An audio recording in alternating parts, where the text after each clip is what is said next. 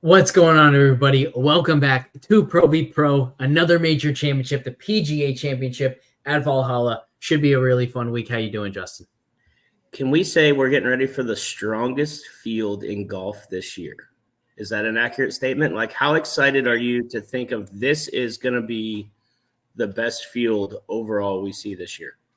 Probably, but we also might get a similar thing from the USGA. We might get a similar thing from the Open Championship. We don't really know if they are going to give out all these sponsor exemptions to the live guys that the PGA of America did. We do also have that group of 20, 25 PGA pros that just have absolutely no chance. But if you threw them out, to your point, it would still be an incredibly strong field. So yeah, it's going to be a fun one for sure. The narrative around the PGA has always been like, how is it the fourth major? How does it fit in? How is it? I think over the last 4 years, they've made their golf courses tougher, which we'll get to a little bit with the course fit stuff of being able to even though that we play at different courses, but also, by extending these invites and going out on their own and saying, hey, PGA Tour, we don't care what you think. Mm-hmm. This is what we're going to do. We want the best field possible by still having our 20 PGA Tour pros. I'm happy to see it. I know everybody wants to bitch about Taylor Gooch and that situation. That doesn't matter. I don't think that they did it for him or because of his complaining or anything like that. I think they did it for all the right reasons. We have the best players from over there, playing in this field. So I am more excited about this week than maybe some others. Yeah, I would even say that they took it to an extreme, right? Like they probably had 2 or 3 exemptions that if they didn't give out, people would have been pretty upset about. They gave out plenty, and they extended invites to plenty, to the point where it was like, did that guy really need an invite? Like, no one would have said, oh, I can't believe you didn't invite such and such. So yeah, credit to them, because it at least shows a commitment to just having the best field possible. Yeah, and so I think that adds into the the fun of the week and makes things a little bit more fun. Betting DFS wise, we get a little bit better numbers on everybody. So we still don't know how it's going to translate. The same discussions we had about all the guys that played in the Masters. We just get a few more of them to talk about, and a lot of them we probably won't even mention. Their names won't even come up as having a chance to compete here. But at least we know we get the players we deserve. I want to give a shout out to our subscriber, Labrador7789. If you're on DraftKings and you've played in basically any contest over the last couple of weeks, you've probably seen GE football at the very top of your PGA contest. He had another huge week, over $20,000 won for the second consecutive week. It's been a pretty crazy run over in the PGA streets at FTN. So it's been a lot of fun. I'm really hoping we can make it 3 in a row. Yeah, especially with those tickets that you have. So, I mean, you got a chance to really capitalize on a couple of tickets that should be even more fun. Yeah, two entries into the 4,444. I'm still trying for some more tickets in the baseball streets coming up in the next couple of days, trying to get a third ticket. I'd rather have 3 than 2, of course. I will take as many as I possibly can get. But yeah, if I only have 2, I will be very pleased with that opportunity. Hopefully, is that a 3 max? To be sweaty. Is that a 3 max contest? No, it's I don't even know what the max is.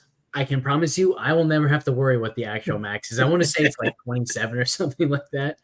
But nice thing relative, if you remember, I also had tickets into the Players $3,333 contest and then the Masters $2,222 contest. Both of those were like 1,300 entrants or so total that you're competing against. This one's only like 675, I think it was. So cut the field in half. I like my chances of getting that big win a lot more. Even though it took a little bit extra per contest to win those tickets, I'm very pleased with that, because 1,300 is a lot of people you're trying to beat for that $1 million prize. 674 is still a lot, but it feels a lot more doable. Well, the only reason I ask is, I'm a big believer in any contest you play, you need to max. And if it came down to it, and let's say it was a 3 max contest, would you beat around the bush, even though maybe it's outside of what you generally play on a week-to-week basis, of going ahead and just and buying that last entry to to leverage the field to make sure you had 3 max. And this is strictly an analytical side of things that I know you're really good at. It's a good question, because I do think there are instances where not being able to max enter when you're playing against all these sharks who are max entering absolutely puts you at a disadvantage. I don't really think this is one of those cases. For one thing, PGA is a very unique DFS sport in the sense that there's not a whole lot of correlation, like if any, in terms of actual player correlation between their performances. So as you mentioned, like analytically, the main reason why you become at a disadvantage is because then the sharks that you're playing against are able to inversely correlate their lineups between each other. So like baseball is a great example where if a shark has, let's say, 3 lineups, maybe one of his lineups, he plays the cheap, strong strikeout pitcher who gets shelled a lot. And then in his second lineup, he stacks against that pitcher. And now it's like, okay, one of those 2 is likely going to hit. We don't know which one, but he's at an advantage. If I'm only playing one, I have to guess that side correctly. He doesn't. There isn't really anything like that in PGA. Like the closest would be maybe you play Scotty and hope he runs the table again, or you don't play Scotty. But yeah. The other thing is, like, if there was a lot of wind in the forecast and rain, and we didn't know, like, are there going to be delays? It looks like either wave could end up getting a big advantage, but we don't know which. Then if you have multiple lineups, maybe you run an AM stack and a PM stack, things of that nature. So it's not like you never come across a situation in PGA where having those extra lineups can really create an advantage. But for the most part, I don't think it really matters. I'd also say, from my experience with, I think I had 5 tickets into the Masters contest, I kind of felt a little bit overwhelmed building those lineups. Like usually I build 1, having to build 5 was tough. So only having 2, hoping for a third, like that can also maybe just help feel like I'm doing a better job of building really strong lineups.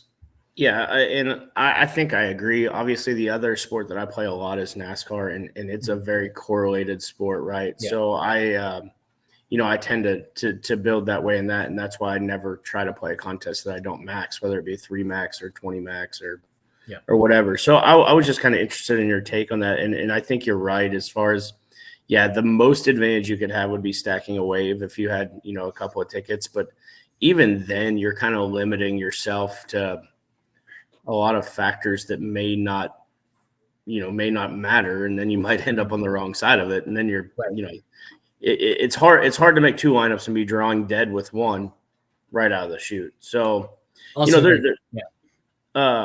is going to be, I think we're going to get pretty wet conditions there. I think it's supposed to rain leading up to the tournament. Obviously back to how far can you hit it in the air deal. A little bit different because you got some rough this week, a lot narrower golf course. So obviously, as we always do, we target guys that drive the ball really well, in events like this. Yeah. Knowing it's a Jack Nicklaus course and often being proven that hitting the ball left or right is an advantage on courses like that. Do you take your knowledge that maybe you don't know analytically and play that? The one that we talked about is Pendrith, right? Being super cheap, but he's a known drawer of the golf ball. Knowing that maybe these eye lines aren't quite as good as, like a Craig Ranch, for instance, that is a drawer's golf course. Do you play any factor into that, or you just stick to your numbers? I think what I would say is, for the most part, I'm going to stick to my numbers. We're going to talk a little bit more about the course fit model this week in a second. Maybe we even go right there from this discussion. But there's a lot this week that it's like we have a good baseline understanding of what we should expect. But then we also can understand directionally of if the course fit model is wrong, if there's something it's not fully capturing, we know it's in this direction. So, for example, like you kind of alluded to it earlier, the course fit model for this week, and by that what I mean is throughout the PGA Championship history, it's really over like the last 5 years, we can say with confidence that the PGA Championship has tested players very similarly from one year to the next, regardless of the course. It's like, part of that is the PGA America is choosing a particular type of course. They want it to be long, they want it to be difficult, and then they're also setting it up in pretty similar ways. So we know, for example, distance has been 90% more predictive in PGA Championships than in the average week on tour. We know that approach play has been a little bit more predictive than the average week on tour. We know around the green play has been less predictive than usual. However, in the last couple years, the PGA of America has kind of upped to the difficulty of the golf course setups, making it more like a U.S. Open. U.S. Opens really emphasize around the green play, and the signal off the tee goes through the roof. In the last few years of the PGA Championship, we've seen the course fit model move towards the U.S. Opens, not fully there, but so like what I'm doing this week is I'm looking at the data, and then I'm going to say, okay, I'm going to find the guys that project well. I want to find the guys with, the positive GPP scores, or they're showing value in the outright market. And if around the green play ends up mattering more, if hitting a cut ends up more advantageous than usual, that those are only going to help that player even further, not take away from him. Does that make sense? Yeah, for sure. So, it's kind of going to be, if you get two guys that you're down to the last two, and you're like, hey, this guy, they fly at about the same distance, that all their numbers equal the same, but this guy plays a fade and this guy plays a draw, I'm going to lean to the fade guy. It's kind of like your tiebreaker, basically, which I can get on board with that, right? I mean, these guys, it doesn't matter who it is. These guys that are elite drivers of the golf ball, unless you get on a golf course that really just doesn't fit your eye at all, they all have the ability to lead the tournament in total driving. So, I would agree with that take. I think it's a good tiebreaker. I wouldn't like, hey, this guy doesn't hit a fade, I'm going to throw him out of my player pool. That's right. Especially on a 7,600-yard wet golf course. Mm-hmm. So I think two perfect examples right off the board of what I was just talking about.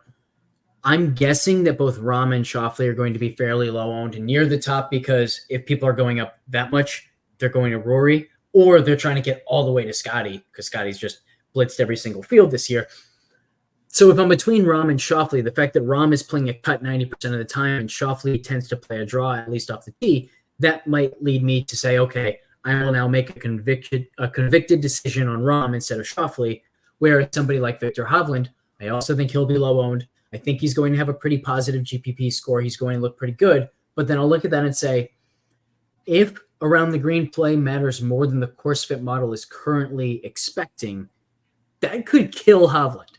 Like, even this past week, the ball striking got better. His short game wasn't just bad, it was horrific. It was embarrassing. If I went into a PGA Tour event and chipped the way that Hovland just chipped, I would leave with my head down embarrassed, like, oh, please don't watch the highlights of me around the green. It was that bad. So I don't understand why he doesn't.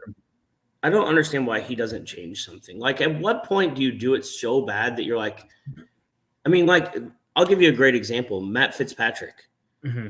He was never as bad as Hovland. Yep. He started chipping cross-handed. Yep. I'm not saying he's great now, but he's not embarrassing bad either. Has there been a worse decision by an elite player, not just in golf, but like in any sport that I can think of, as bad as Hovland firing his coach at the beginning of the season? So there was only one coach that really made a difference, and I don't even remember who it was. The guy that he was like known short game chipping guy. Yep. But like, call Josh Gregory. What do you? I mean, like, look how much he's helped Will Zalatoris short game wise. I mean, like, call somebody that is a known. Call whoever's working with Morikawa, because Morikawa's short game has gotten excellent. Yeah, I mean, there's so many options. Like, just if I were Hovland and I went to see somebody and they just told me the same thing that everybody else told me, I'd be like, all right, I got to go to somebody else. Like, I need something new. Yeah. Like, everybody can't just tell me to putt it from the 40-yard marker. Like, you're not getting anywhere there. So, I mean, by the way, I think we did everything right last week. Morikawa just didn't play very good the last round. I loved everything about our decisions. I don't think we were ever going to catch Rory, which is fine. I don't think we were going to catch Schauffele. I do think that Morikawa probably had a good chance to finish third. On played great the last round to backdoor third, but we should have gotten a top 5 finish. I'm not. We also, if you recall correctly, when we used Rory, it was at Pebble when he was 6 under through 12 and up by 3 or something like that, and then just forgot how to golf for a 13-hole period or something like that. Then remembered how to play before the event got cut short. So it felt like we nailed that because he was 1% at Pebble. Of course, had we gotten that win, now that would have been erased by the fact that he was the chalkiest player on the slate and he won, but can't control that. And I think you said it, like we played it really well, didn't go our way, and now we're outside of the money for the first time in about 3 months. So we got to get ourselves right back in with a good week here. Yeah, and I mean, we can talk about that later, and I hope that we'll end up at the same spot. But we'll, it was just a Morikawa point of like I like the way he's playing, I like what he's doing. There are certain guys, and I don't know why, but I don't even think it's backed up statistically, but I tend to like more on dry, firm golf courses than I do softer golf courses. And Morikawa I always want anytime you get really bouncy greens like we had and stuff like that, I really like the way he hits it for that situation. I think all the rain that we're getting at Valhalla this week might move me away from him as far as a DraftKings play. I'm not sure if you think, and the same thing goes for Hovland. Hovland just doesn't, he seems like he's just better on a firm, fast golf course. Yeah, I do agree because I think that's when you get the weeks where he has the chance to be so good with his ball striking that everybody else is chipping, he's putting. That's the way he quote unquote gains strokes around the green by not actually having to chip from around the green when everybody else is.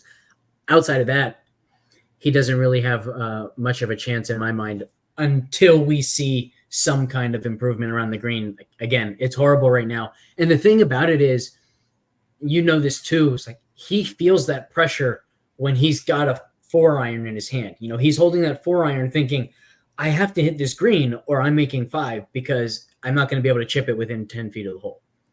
I mean, it's literally like people always ask why, anybody that played golf at a high level, why do you drink when you play golf? It's for that to get rid of the anxiety of knowing what's about to happen to you, right? It makes you not care to be embarrassed is what it does, right? You see, if you don't care if you're embarrassed about hitting a chunk chip, then you're more likely to hit a good chip. And I mean, I don't know. It's hard because he's so elite. He's so good. So, before we get lost in Adam Scott, Sahith Theegala, Benny on all these guys that we love in this mid-range or usually love, maybe we won't love this week. We'll see what that conversation's like. Let's talk about the fact that we've got Scotty, Rory, and Brooks Koepka all coming off of wins. How do you want to approach that, both on the DFS side? Like, is there one of those three that you're particularly interested in attacking? Are you guaranteeing that you're going to have at least one of the three in your lineups? And then also in the outright side of things, does it make you scared to go for long shots knowing that one of those three seems pretty damn likely to win? Maybe long shots. I think it probably does make me feel like I'm going to stay away from a little bit more. But what I think it does do is it does increase your value of the guys that, if they have their A game, can still win.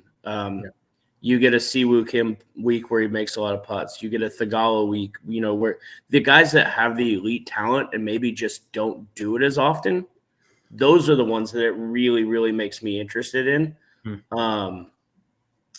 We've mentioned it a little bit already, but 16-1 on Rahm is just – if you would have said a year ago that you would have gotten Rahm on this golf course in this situation at 16-1, it's just amazing. We've got him at 5.3% to win. It's third best in the field.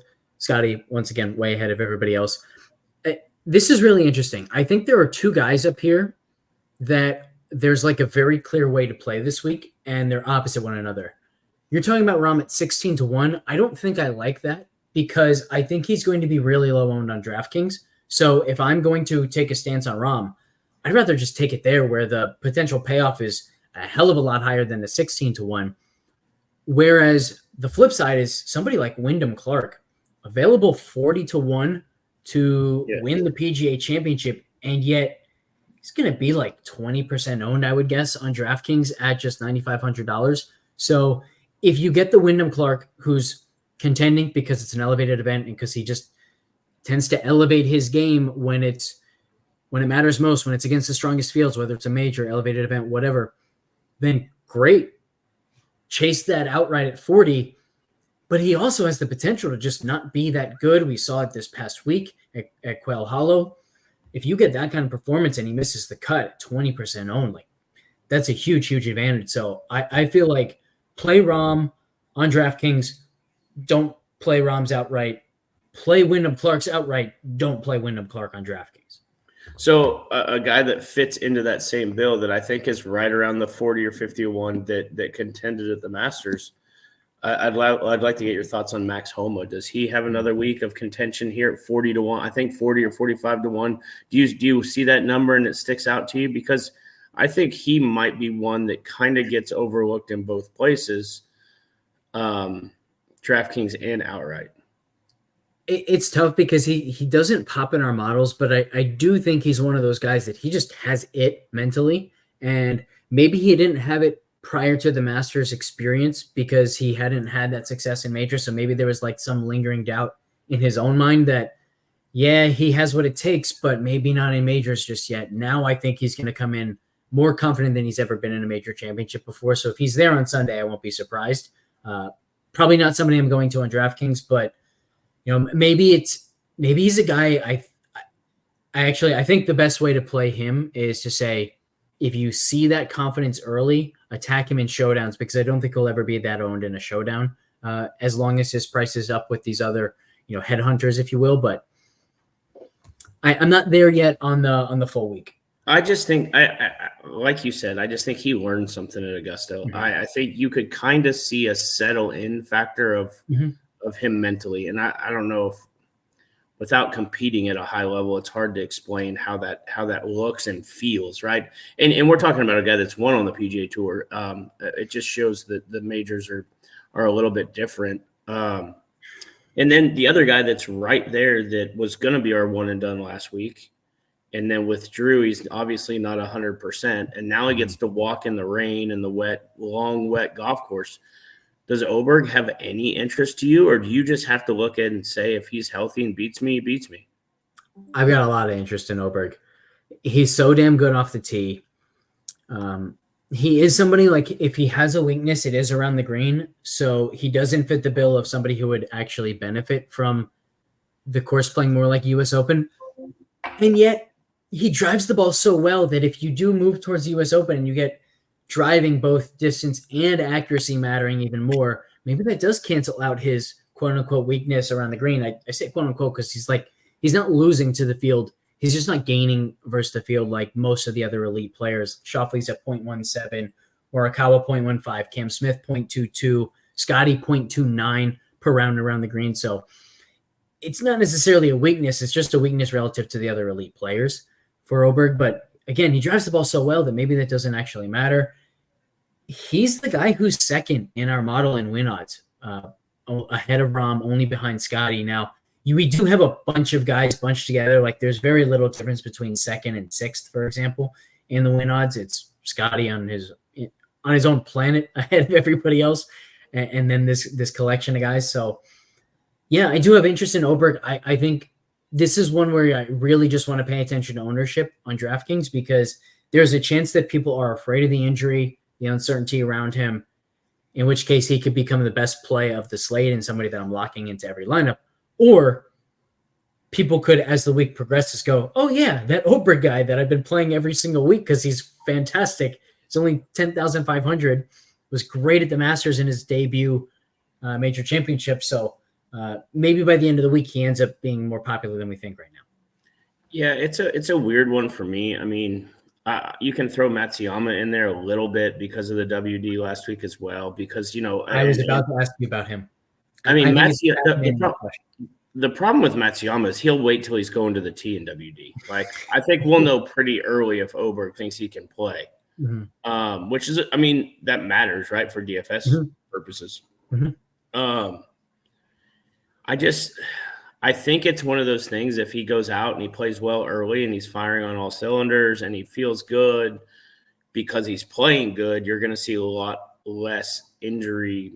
It's not going to matter as much, right? Adrenaline's going to take over. I do, however, could see a scenario where the golf course is so hard that he goes out and shoots an opening 941 and just mails it in, right? Because it's just, even though, like, you know, he could open with 41 and then shoot a couple under on the back and then shoot a couple under the next day and he's right back into contention. It's just a lot harder to do that when you're actually injured. And he has to be injured, because you don't miss out on a free $80,000 paycheck for walking 72 holes unless you're hurt. Right. So especially at a fantastic golf course. Yeah. Playing Quail Hollow is an absolute treat. So I'm in agreement there. As far as just like, if you take that injury risk out of there, Matsuyama is probably going to be one of the better GPP scores in that price range. He also is somebody who, if around the green play ends up mattering more, he's second in our expected strokes gained around the green, only behind Patrick Reed. World-class short game without any question. So he would actually become better if the course plays more like a U.S. Open. Already one of the better GPP scores. And then you get into, like, I recognize not everybody has this dilemma, but my thought this week is, okay, I'm playing at a level of stakes because I have these tickets that I'm not accustomed to playing, but that's going to be the case for a lot of people in that contest. And when you're putting up over $4,000 per entry, maybe you're even a little bit less willing to take a risk on an injury guy like Matsuyama. And so, maybe he's 6% in most contests, but then in that contest, he's 2.5% or something, which my instinct is then to play him even more than I would otherwise. I think that's going to be one of the decision points that I spend the most time on this week, is whether or not to play Hideki, because, man, that upside is enticing at a low ownership percentage. No doubt. And I think the same for Oberg. The low, if we get the super low ownership and the upside of him, I mean, if he went into the final round with the lead or right around the lead, I don't think anybody would be shocked. I got an interesting question that somebody just asked me.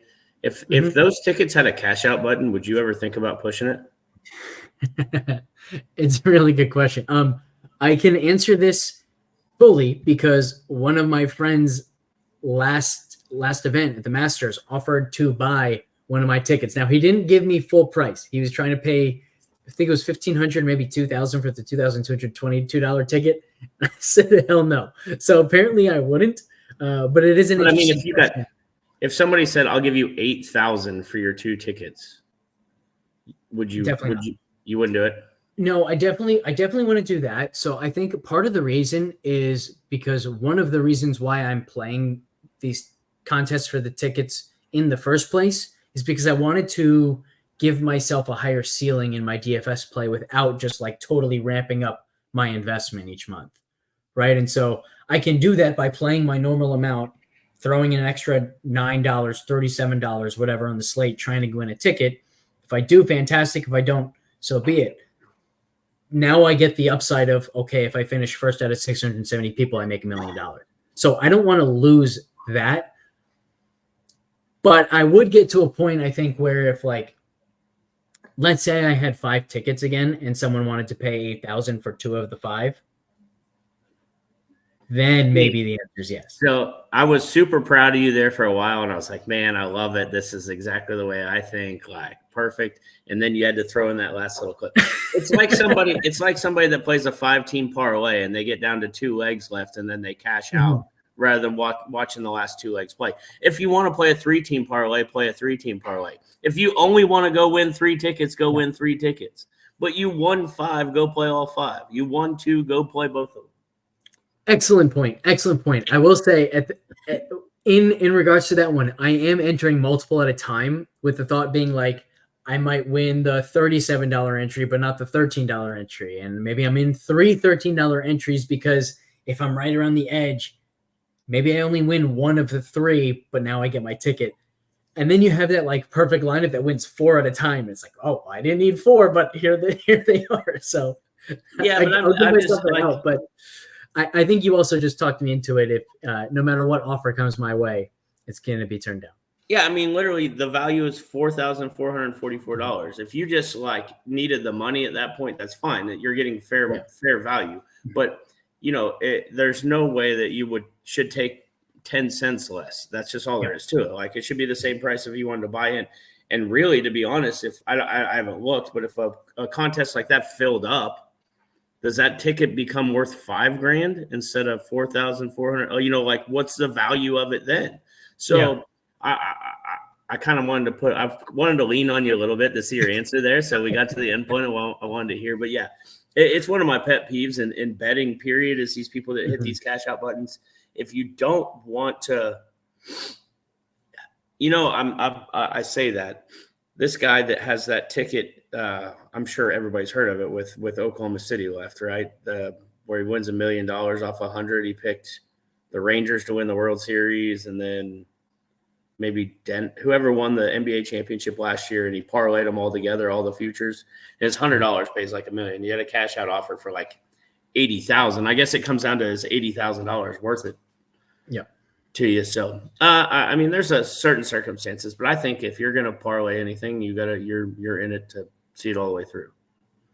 Yeah, I'm with you, especially if it's something that you can't hedge through the betting market itself, right? So like if you're betting on a single game, for example, you can end up just taking the opposite side. But if the last leg of your 5-leg parlay is the Phillies to win the World Series, you can't hedge that. You can't take Phillies to not win the World Series and put up a ton of money on that. So you can't really hedge out of it. So if you want to cash out when the book is just stealing value from you, why are you putting that in there from the first place? So yeah, and I'll say this and we can move on. But I think this guy played like the Mavericks to win the series for $10,000. So he makes almost $10,000 profit, just under $10,000 profit if the Mavs were to win. And then, he can bet the series on the way through. With Oklahoma being the 1 seed, they're generally going to be the favorites. You're never going to be what if that's the way you want to do it, whatever. But yeah, anyway, before we get lost in the entire player pool from a DraftKings perspective, I want to talk a little bit about outrights this week. I've already placed two. I think I've already placed two. The very first one was Wyndham Clark at 40. I also had a 36 future. Was surprised that it went up. I was expecting it to go to like the 20-25 range. I think part of that is just because Rory blitzed the field, so Rory had to become a big favorite, so a lot of guys ended up dropping. But also Keith Mitchell, 200-1 with an each way on Bet365. That's one of my favorite bets that I've made all year. Am I out of my mind on that one? I mean, the way he drives it, I don't know how you could ever argue it, right? I mean, such a big emphasis on driving, and when he drives it, is he as close to elite as, anybody in the field. So yeah, if I could get any number over 100 like that, I would probably, especially with an each way, because if he contended, you wouldn't look at the leaderboard and go, "Wow, what's he doing there?" I guess is the best. Yeah. He's just like it's like our normal conversation about Lucas Glover, right? Same idea. Like us that know it would be a little bit surprised, maybe to say the least, but we wouldn't be like, "Oh my gosh, out of nowhere, here comes this guy," because we know that he has the ability to have elite talent. And Mitchell's another one of those guys who, if this plays more like US Open, man, what he does off the tee just puts him in that much better of a situation. No, he's not the best around the green, but he's far more great off the tee than he is bad around the green. So the more it plays like a US Open, the better for Keith. So I like everything about it. He's also just been a really, really solid player this season. It's not just the off the tee game. It's that his irons have been not just more consistent than they've ever been, but he's also showing the spikes of like the type of ceiling iron performance that's wins golf tournaments. He gained 2.3 at the Valspar per round, 1.9 per round in Mexico with his irons. It's there for him. He had his best around the green week at the Byron Nelson that he's had all season at least since the Sony Open in Hawaii. So, man, the signs are there. Like he's really, really close to contending. I think it could happen this week, and that number 200 is just massive. Yeah, I mean, like you're talking about, just showing the signs of life, right? That's the key, and that's what he's done. Now, is he going to be back to the winning form yet? But once again, back to, if you ever going to hit somebody at that high of odds, you're trying to beat the field to a number. Yeah. I don't think you'll ever get a number much higher than that on him. And then obviously I don't have your numbers in front of me. Eye test wise, man, I love the way Corey Connors is hitting the golf ball. I don't know if it has translated into stats, but just from what I've seen and what I've watched and how proper the golf shots have been, the problem is he's still kind of struggling. Not kind of, he's still struggling with the putter. He's like he's like Morikawa a year ago, where the conversation week in and week out for him is the ball striking's always there. It's just a matter of whether he putts well. And people don't realize that he's also pretty bad around the green. And so that's my big concern for the week, is if it plays more like a US Open than we expect, that's going to hurt him. The other issue with Connors, because to your point, the ball striking has been spectacular, especially the iron play. But he's one of the lowest event-to-event standard deviation guys on tour. So we just don't see the ceiling. We don't see the spikes from him that would allow him to contend in a field like this very often. So I don't like the number as an outright, but if he's not a chalky option at $7,600 on DraftKings, I would definitely be interested. So, I mean, basically, is he not the same, but so the point I was getting to is I think Connors and Siwoo are about on the same, about around the same outright number, like mid 80s range. When you see the low variance in stuff like that, do you lean more to a guy like Siwoo? So this is a really, really good comparison, because Siwoo was actually also a low variance guy. We don't think of it because he can be so explosive, but event to event, he's really had a low standard deviation. And I think part of that is because he has so consistently struggled with the putter, and his driving has been so consistently great. So he's just like, we've talked about it before. If you're in the fairway in great shape off of every tee box, you just can't make that many mistakes, which is why his finishes are 25th, 14th, 12th, 44th, 30th, 6th, 17th, 30th, 18th, 13th, 16th. Like, the man is just rock solid, but we're also not seeing the spikes from him. So I think you lean into him? Do you lean into him at a price tag of $7,700 on DraftKings, because you're like, hey, if I can get a 25th place finish for a guy that has the capability to make a bunch of birdies, even if he is 18 to 22% owned, do I just pencil that in and roll with it? It's a great question. I think a lot of it depends on the rest of your lineup. And then, of course, it depends on what his ownership is, because one thing it does give you is if the player is chalky, if Siwoo is chalky, if Connors is chalky, for the record, I do think both are going to be fairly popular this week. It does give you license to fade them, because the chances of you getting totally burned by the fade aren't that high, right? Like, we're basically saying Siwoo and Connors are probably going to be good, but they're probably not going to contend. They're probably not going to have the kind of week where you need them in your lineup to have a chance at a takedown, in which case you get free range to go to a, more contrarian Brian Harmon or Adam Scott or Russell Henley, somebody else that maybe you think has a slightly better chance of contending. I think Adam Scott is probably the one that comes to my mind the most in this range as that kind of pivot. Maybe it's up to Sahith Theegala, something like that, where you kind of have this like free opportunity to pivot. Whereas if you're like, let's say Theegala was the super popular one. If you're fading Theegala, man, now you're all of a sudden worried about the fact that he's finished top 10 how many times this year? So he could do it again this week and sink you if you don't have him. Yeah, I don't know. I guess the other thing is you see such times of greatness out of Siwoo. I mean, the Nelson, what he played the last 5-6 under and knocked in 8-footers right in the middle. Like, if you see that kind of pop in his putter all of a sudden, does he become a 9,500 price tag rather than a 7,700, and then all of a sudden you're going, okay, like, because if Siwoo finished 5th, would you be surprised? The one that in that area that has to be the chalkiest is On, right? Like he has to be the chalkiest. Yeah. Rightfully so. I mean, 6th and 3rd his last 2 times out. Yeah, Benny has been phenomenal. Thank you, Benny, for the each way. Thank you for finishing strong and getting me. Actually, I think he's played like a huge role in a couple of our takedowns this year. So he might be the FTN MVP of the 2024 season so far.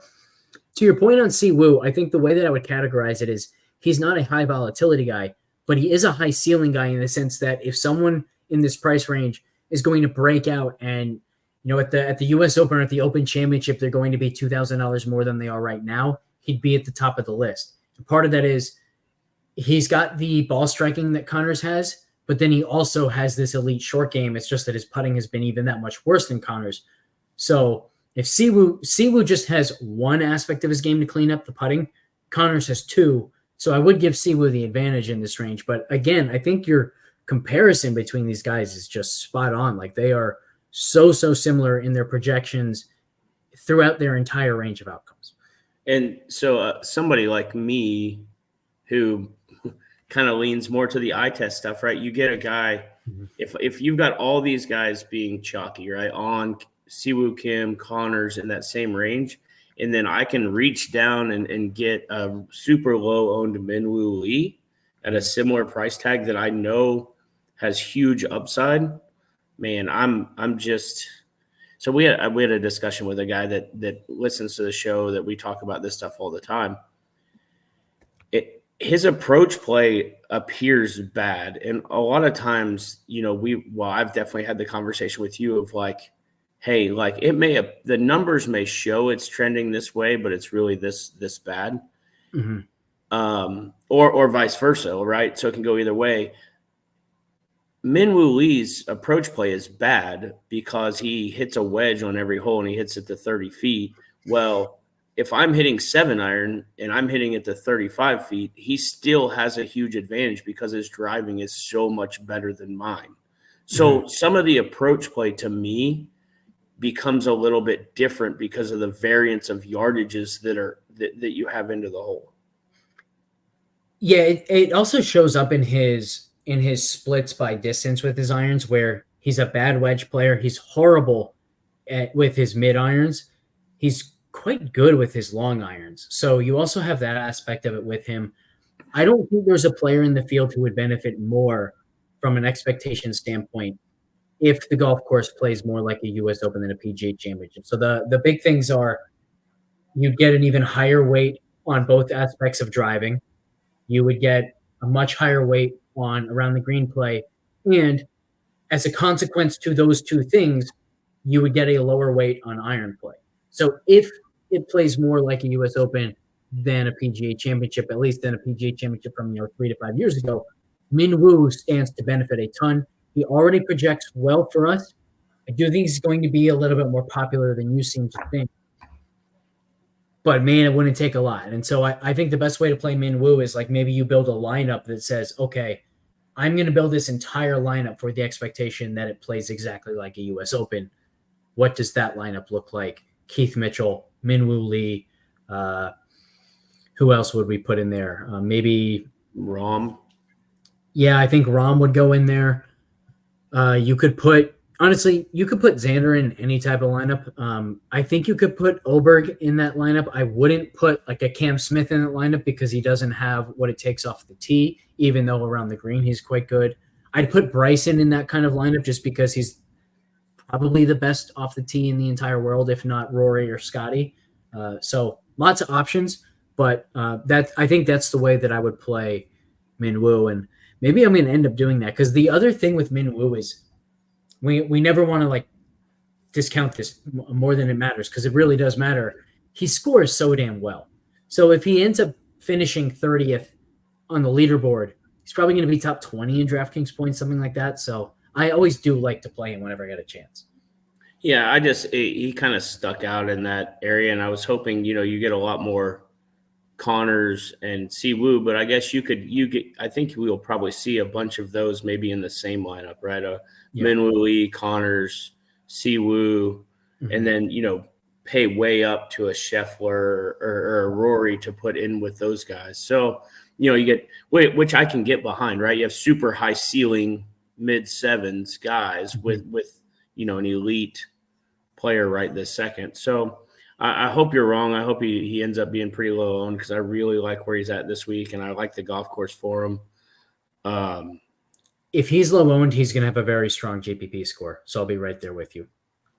But yeah, and then if we kind of move up from there, talking about guys that kind of seem to be going overlooked is like Cantlay. I don't know. Do you have a thought on him? We obviously know he has the ability to have elite talent, but if you I just don't think I can justify 10,000 for Cantlay when Oberg is only 500 more, Schauffele 900 more, Rahm 1,400 more. Like I can guarantee you that somebody out of those three is going to have a much, much, much better GPP score than Cantlay. So you think that Cantlay will be well played? I was thinking that most will think just like you, and he will be very low owned.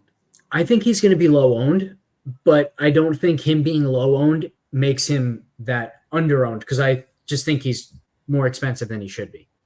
Yeah, it seems to me like he's kind of showing signs of playing better, just week to week, very the last few weeks. So ahead of the curve here, I think that he might be somebody that honestly I think he could be somebody that wins the slate for somebody. If I were MMEing, I think he'd be somebody that like I want 10% of knowing that might even be double the field on him. At least, but yeah. As somebody only running 2 lineups, I'm probably not going to get there. Yeah, I mean, and you got to. That's the thing about these for guys like you and I. Like we have to, draw the line somewhere, right? And say, all right, this is where our line is. These are the guys we have to throw out. Let me narrow my player pool down to this many, and then decide from there. So, I mean, I can understand that. I think I'll probably have 3 to 5 lineups this week, and I'll probably have him in 2, just because I think it'll be so far ahead of the game. I like it. All right, but predictable guys. Sahith Theegala, I think, is going to rate very well in our GPP scores. Again, he's just so far ahead of everybody else in this range in win odds, top 5 odds. Love him once again. I don't think his ownership's going to get out of control. I do think Benny On's ownership has a chance to get out of control. If it doesn't, he's going to be a really strong play again. But if he ends up 20 to 25%, like that's going to be a tough pill to swallow, but it's probably a fade for me then. Adam Scott, somebody that I do think will be one of the best GPP scores on the slate. I don't see his ownership getting to 10% even. And if at 10 to 15%, I think he'd still end up rating as a very good play. Keith Mitchell, I mentioned earlier. So lots of guys in this range. Somebody who maybe is turning a corner, Keegan Bradley. What's your take on Keegs? Man, I have no idea what to think about him. Obviously, you see somebody like him at 7,100, you think auto play, but Steven Yeager's right there. He's shown signs of form lately. I just don't. Noren's been playing really good. We're all in the same price range. I mean, you up a little to Scott or Henley. I don't see myself getting into the Bradley sweep. Basically, it's a Bradley sweepstakes, right? Which one you're going to get. What's his outright? Okay, now we might be getting somewhere. 225 to 1 on Caesars, 220 on FanDuel, 125 on Bet Rivers with the each way. I got to check his Bet 365 number. It's not in the prop shop right now. I think so. My big take here on Keegan is that his iron play has been spectacular. He's gained well over a stroke, almost a stroke and a half per round with his irons in 3 consecutive events, which, by the way, were the Masters, the RBC Heritage, and the Wells Fargo. So 3 championship-type golf courses that he is just dominating with his irons. We want to see that, but the putter and the around the green play have been spotty. They've been serviceable. The problem is he just hasn't been anywhere near as good off the tee as we were accustomed all of last season. At the start of this season, like his performance off the tee was a big part of why we were playing Keegan week in and week out. That has just totally disappeared. So it's a tough sell, but at a 200 plus number, I can be sold for sure. Well, I think he's kind of the opposite of Thigala for me, right? So Thigala's taken all those things that he struggled with last year and made them really good, whereas Keegan has taken everything that he did so well, and now he's struggling with it. You know, kind of moving the opposite ways there. I honestly, I mean, if I probably won't have much interest in him at all in 7,100. You go down to Mitchell at 65 or 6. Like, I just don't see a reason to play him with his current, you know, with the way he's playing at this moment. If you did, like, everything about it sounds right? He hits it really high, hits it really far in the air. He has the ability to drive it really well. Like you said, his iron play is really good. I just think there's too many other options right now that I like. That doesn't mean that Keegan's wrong. Obviously, it's just not. He's just not for me this week. Is there anybody when you looked at DraftKings that you're like, this will be the lowest owned guy on the slate? Obviously, don't go like without going down to the club pros and stuff like that. But for a household name, is there one guy that was like, this guy will be owned by nobody? Oh man, that's a good question. I think I'm going to put it as guys that I'm considering playing, and I think Keegan's probably that answer. I think Keegan's going to be 1% to 2%. So he's probably my answer there. I'd also say I can pretty much guarantee that I will have an outright on Keegan. It's just a question of how good is the each way on Bet365? What is that number like? I'd probably take 170-ish, something like that, over the 225 pure outright. But if I don't have something better than the 125, I'll just fire at the 225 pure outright, because to your point, it's like we're probably not going to get Keegan in contention. If we do, it's because the thing that he struggled with lately off the tee actually is there this week. And if that is there, and if we see the putter that was there for most of last year, then we very well could get the Keegan at, you know, last year's Travelers. And if that Keegan shows up, he can beat Scotty's A game. He can beat Rory. Maybe not Rory's A game, because as we saw on Sunday, Rory's A game. Remember when we did those power rankings early in the season? Yeah.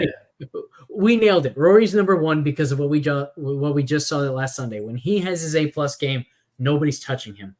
But, you know, if Brooks is playing well, if Scotty's playing well, if Rory's playing well, there aren't many guys in the 200 range who have any chance whatsoever. Keegan is absolutely one of the few who does. Yeah, I would agree. I think, and the reason I asked the question, would you be surprised at like 0.8% Patrick Reed? He's like, I think he was 7,400 at the Masters, where he's won. Yeah. And he was only like 3% owned. He hasn't done anything in forever. He doesn't hit it far in the air. He doesn't do the things that we talk about for a golf course like this. Mm-hmm. He hasn't contended on live at all. Like, hasn't played at all. Hasn't played good at all. Outside of it, the only way anybody plays him if they look at short game numbers only, right? That's the only way that he shows up on the board. I just like, and if you look at who's around him, like the players that are around him, up 100 to Thigala, down 100 to On, Siwoo, Scott, Minwoo Lee, Connors, all these guys that are right below him. Even Dustin Johnson, I think, will get a little bit more love than Reed will at the same price. This is a good call. His only good performance this year was at the Masters, but that's also the only one with ShotLink data. So if people see that, they're going to go to his profile page, and they're going to see that he gained all of his strokes around the green and on the green at Augusta, lost off the tee, only gained 0.3 with his irons. I don't think he's going to be 1% owned, but my initial instinct of like 7-8%, I think, is too high. I think he'll be 3 to 4, something like that. So I think it's a good call. What's the lowest that you would go? Anyone in the 5Ks or really low 6Ks? I mean, I would. Yeah, I mean, Lucas Glover, 6,100. I think And then I'm not if I want to play a Scotty lineup, which I may, I will not be afraid of 5,600 Smalley. I thought you were going to go to Eckroat at 57, but Yeah. I think both they're similar answers. They're both guys who I think those are they're better ball strikers than their price. Yeah, and I think they're both. Yeah, I agree. Eckroat and Smalley to me are about the same. I think that they both have the same level of ball striking. They can get it going. I think that I like that the more of the rounding into form to me, Smalley eye test than Eckroat maybe. But I mean, like Lee Hodges is down there. We know he's been playing better. Like he's a good player. Like I would when it comes down to those guys down at the bottom, I would probably have to go in total driving before I really made a decision on those low owned guys.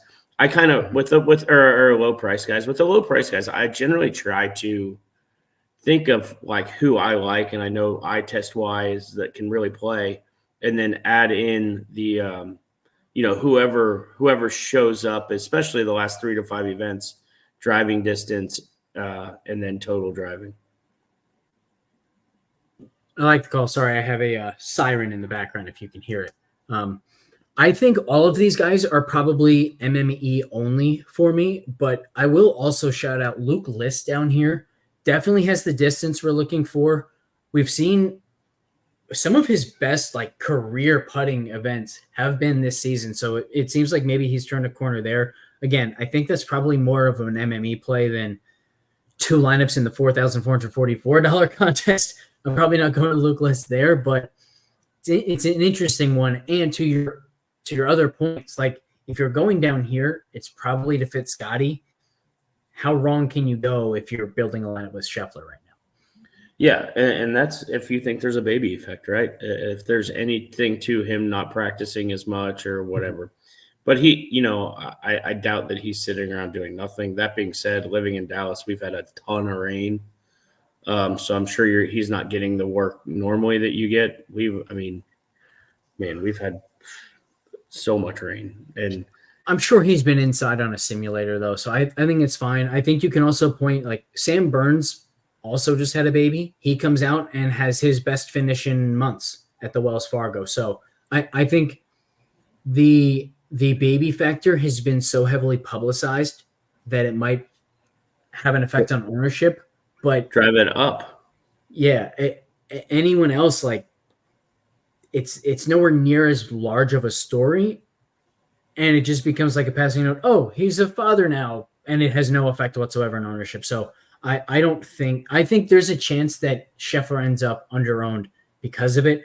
I did ding his projection manually ever so slightly, and he's still at 15% to win. So I think he's an unbelievable play. Also, 92% to make the cut. Nobody else is even at 84%. So pretty crazy how well he still projects. Yeah, come here, little buddy. You want to see me win another major? I was straight out a couple weeks old. Here, come just walk around and watch. Come look and see how good your dad is. Mm-hmm. No, I wouldn't be surprised at all. He's just so good, and I think you got 3 guys that you're kind of everybody's him, Rory, and Brooks are just really interesting this week, all coming in off of wins. Obviously, he's the only one that just had a kid, but he's also been far more dominant than Brooks and Rory have been. Yeah, Rory's so interesting because we talked about it last week. There isn't a golf course in the world that is more suited for Rory than Quail Hollow. And we saw it, like he talked about it too. It's the fact that being long and accurate, that combination is just so important there. It allows him to take lines. Like the thing that he pointed to is there are so many dog legs where he's taking a line that others can't. So if he's 30 yards longer than his playing partner, he's going to be 60 yards closer to the hole. You just don't get that most places. And he gets to hit driver more there than anywhere else. It's just the absolute perfect golf course for his game. You also then had these like really, really firm greens that also fits his game that much more, not just because he's closer to the hole, but because he hits it higher and can spin it more than anybody else, get the ball to land softer than anybody else. So I don't want to overreact to that, and so I will be shocked if I end up playing Rory this week. I think I am infinitely more likely to either go Scotty, Rahm, Schauffele, or Oberg at the top. Yeah. So the failure to close doesn't scare you off Schauffele at all? It's a good question. I'm just playing devil's advocate. Obviously, everybody knows the way I feel about it. But so first answer is no, because if he finishes second place, I'll be very happy with that anyway. But there's also just this element of like, we also heard all year that Rory can't close. And then what does he do? He plays one of the absolute best rounds of golf that we've seen in the last 10 years or something when he needed to do it. Schauffele could end up winning in that exact same way. He can't win until he does win, and then everyone shuts up about it. So we're not going to hear the Rory can't close arguments this week because of the way he finished last week. We're not going to hear it with Xander once he closes. And he's every bit as likely to close in a major as he is in a Mexico Open or something like that in my mind. So it definitely doesn't scare me. And to our usual point, if that had no effect whatsoever on ownership, then maybe we do, factor that in just a little bit. But knowing that it's factoring in a lot to ownership, knowing that he might be 10%, 15%, where he would be 20 to 25 without this narrative, I'm always going to side against the narrative in that case. Yeah, I agree. Obviously, I think that the narrative is dumb, albeit, it's just like Rory went and won that golf tournament. Schauffele didn't just like hand it over. He played a 8-hole stretch 8 under or something. What do you like? That was unbelievable. It was absolutely unbelievable. And Xander did make some mistakes, but you only notice that he made those mistakes because Rory played flawless golf through that same stretch, right? Like if they had traded a little bit of a mistake and then they come back, then the narrative instead is, wow, what a fantastic job Xander did after those mistakes of gutting out the next birdie, the bounce back or something like that, right? Yeah. So it's to the point that we often make, like the actual end result drives the narrative so much more than the actual play in the moment so often, and it's something we want to take advantage of. Yeah, I agree for sure, and I'll be highly interested to see his GPP score and his ownership this week. It's a fun week. Obviously, being a Dallas guy too, the Stars and Mavericks, I'm going to get to go finish watching both of those games on right now. And you Philly guys, you're not getting the same love we are, but it's you get that and the PGA is a pretty good week, right? So we've got a lot going for us down here. Yeah, you sure do. You sure do. I don't need another trophy in your world that you can rub in my face after the Rangers won. You can take that hat off right now if you don't mind. But yeah, let's talk one and done, because it sounds like we're kind of on the same wavelength here on Rahm. But if we didn't go that route, where would you be thinking? So like I think the easy decision here would be Koepka, and I think I'm hoping that's where just about everybody on our wavelength goes. I think that I would probably go Neiman too. He hits it far. His ball curves to the right most of the time. He's actually been as good, if not better than Rahm this year on LIV. I just think that would be my second pick if I didn't go to Rahm. If we ever thought Rahm was not going to be contrarian enough, considering we fell so far back.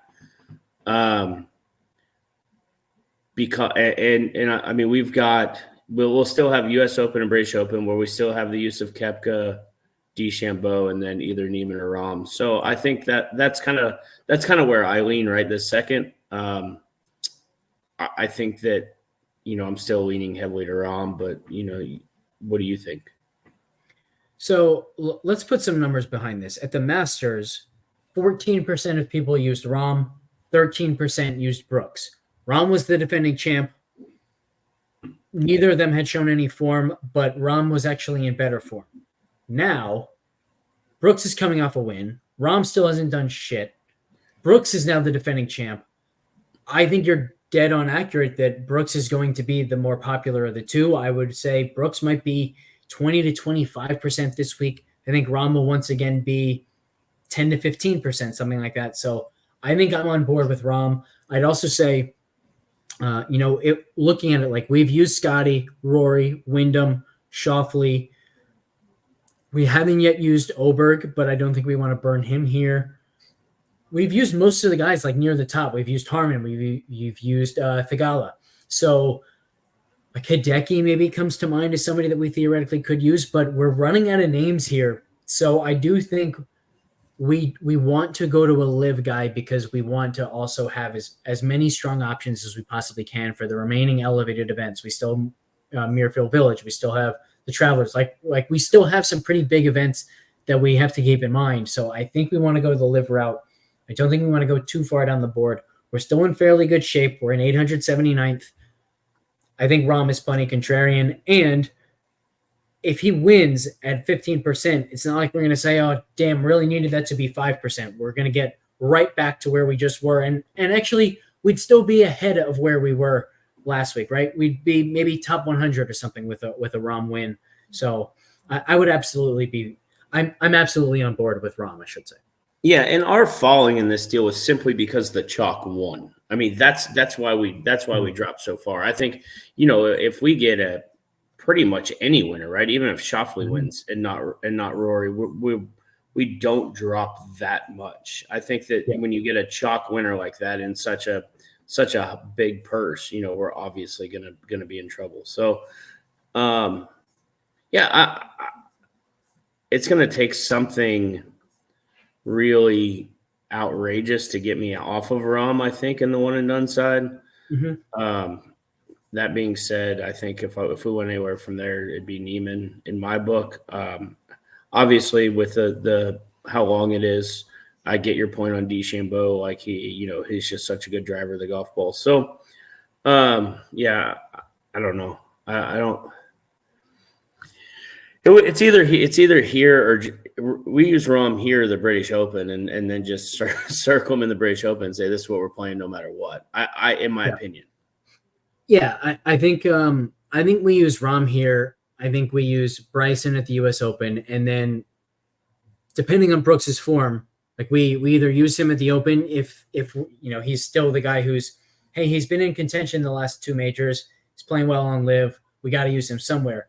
There's also the possibility that we get to the Open Championship. Brooks hasn't contended in any of the majors. He's not playing well on live, and it's just like, all right, does it really matter if we don't use this guy and we use Neiman at the Open instead? Like, that would absolutely be fine in my book. So I think we have the right idea here. Rahm now, Bryson at the U.S. Open, figure out the Open Championship later. Cool. Yeah, sounds good to me. Cool. All right. Anything else on this week on the state of golf that you want to touch on before we head out of here? No. Like I said at the beginning, I love what the PGA of America has done. They don't get very much credit for a lot of what they've done, but they've created a really good field here, and I think that you'll get to see a lot more big competitive golf tournament because of it. I hope they don't cut it out of coverage and all that BS like they've done in the past and not shown live golfers, but you never know. The only other thing that we really didn't talk about is the guys that have fallen so far in this golf world that I wanted to talk about, but we'll get to that later. Especially might be good next week, and maybe a guy like Dustin Johnson, who comes to mind, can prove me wrong and come out and compete. But we're not very far from showing up at Augusta as him being the favorite, right? That wasn't that long ago. So we'll get into that next week. Maybe he'll play good this week, and that's about it for me. Yeah, the last thing that I want to say is if you've been watching Pro v Pro, you probably already know how much success we've had in the DFS streets this season on DraftKings. We also have a ton now of each way hits in the outright market. We don't have the actual outright victory, and yet we're still making money because of the each ways, whether it's Thigala or On. I think the two of them, by the way, have combined for like 90% of the each way hits so far this year. So it's been a great year, and we hit 70% or 77% of the prize picks and underdog picks at the Masters. They really gear up the product for these major championships, so hopefully we can have a repeat performance there. The FTN fantasy subscription is now just $250 a year, $300 if you also want the entire betting product as well. So $21 a month, $25 a month. It's as affordable as any product in the entire industry. And we're winning like crazy. So jump on board, have fun with us in those Discords. We'll see you in there. Thanks, everybody, for tuning in. We will catch you next time.